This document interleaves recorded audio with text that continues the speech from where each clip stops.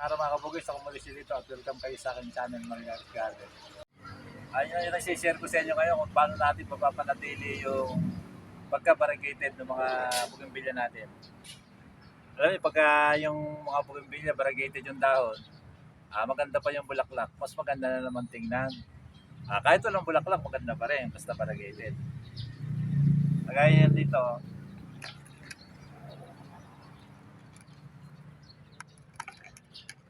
kasi pagka hindi natin ginawa ito na gagawin ko, na ipapakita ko sa inyo, hanggang nagtatagal, dumadami yung hindi niya variegated. Madami ng padami. Halos yung kalahati na niya, nagiging hindi variegated. Nagmamaliw siya.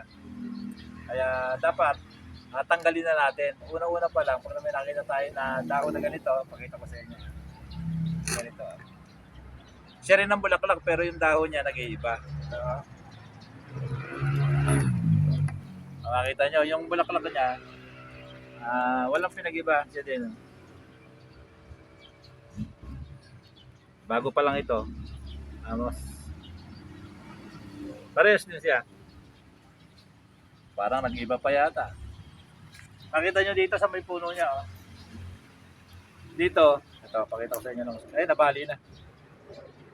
Nabali. Nakita nyo dito. Variegated dito, pero dito, nagsanga siya dito. Ayan o. Nabali ko lang. Ayan na, nakadukutong dyan. Nagsanga dito, hindi na siya variegated. Ito yung mahaba. Dapat dito, tanggalin lang natin. Ayan o. Nabali kasi dito. Pagkakahila ko. Ayan o.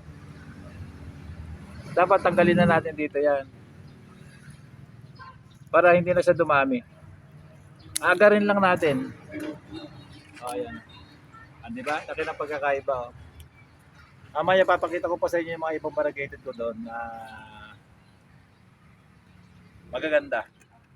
Ayun mo. Medyo matagal na yung halaman natin pero ang ganda ng mamulaklak, di ba? Ayun.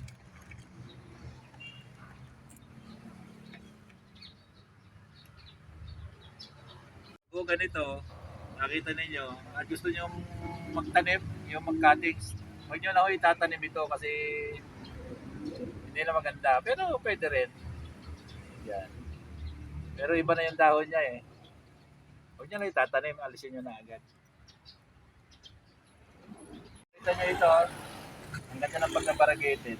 Kumisan din, meron din na mamaliw dito, nag-green din. Tinatanggal ko lang. Dapat lang matatanggal. Nakita nyo, kahit na tama-tama yung pagka-red nung dahon na nung bulaklak niya. Tama-tama sa ganda ng dahon niya.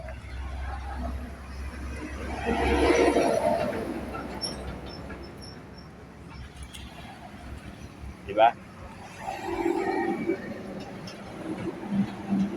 Kita nyo ito yung rambutan ko. Ang ganda ng bulaklak.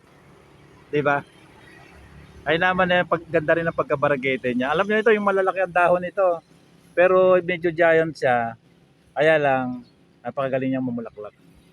Madali siyang i-maintain. Yung kahit na-itrim mo siya, makokontrol mo siya. Marami kasi siyang magsanga. Kasi, yung iba kasi, pagka nag-cut ka, isa lang din ang lumalabas na sanga niya. Pero ito, pag nag-trim ka, marami yung sanga na lumalabas. Gaya dito yung mga ito. Diba ang ganda na?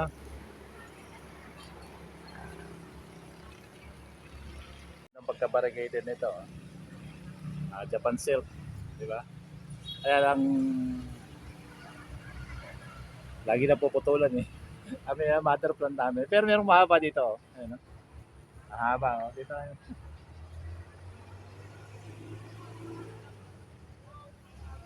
Maganda rin yung mga variegated na bougainvillea natin. Yung isa. Hindi na natin kukunin lahat yung mga variegated ko. Marami pa. Kaya lang eh, pare-pares lang naman ipapakita ko sa inyo. Kaya dito, last na tayo dito. Ito yung Roma variegated. Di ba? Ang ganda rin ng pagka-variegated niya.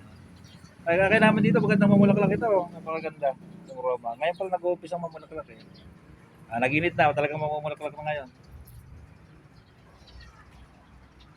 Balik po tayo dito. Alam mo ito, yung tinatawag namin dito, ito matagal na sa amin ito. Old variety na ito. Ito yung likas papaya. Ito yung tinatawag na likas papaya. Meron po ba kayo nito? Maganda rin siya mamulaklak talaga. Kita nyo.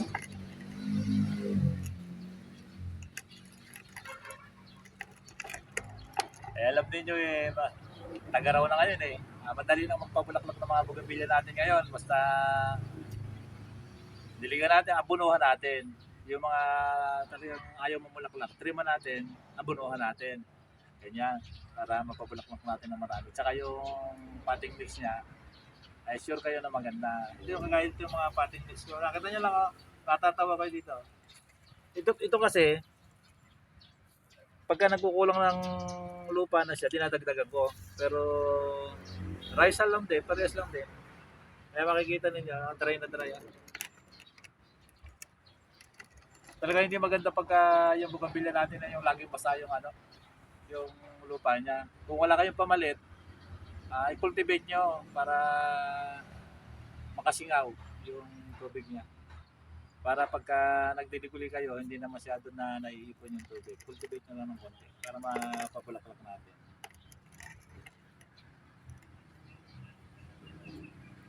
Ipakita ko na rin sa inyo ito, mga variegated din ito, yung white tanglong ito. Saka ito yung yellow, chili yellow variegated. Makakalimutin ako eh. Mga bagong drop ko lang ito. Ito pa. Ito na, PPT ito. Ang galing naman malaklak. Pero dapat tatanggalin na natin dito yung mga tumutubo dito sa baba niya. Dito. Kita nyo? Para dire-diretso na siya na lumaki. Hindi siya nakakaagaw nung sustansya niya. Ito, variegated na naman ito. Ano pangalan ito? Ito, opal flame ito eh. Di ba, lilit pa lang yan, ang ganda ito, Ito yung ginrap natin dati eh. Yung pinakita ko sa inyo na ginagrap ko. Kita niyo. Pakita ko na rin sa inyo, Ang gaganda na eh. Diba? Ang liliit pa lang yan, mamulaklak na, Lalo kung mamulaklak silang lahat, Diba? Ganda. Ganyan lang ang puno, Maliit. Yes, basta ganyan nyo lang, baka may tumutubo din.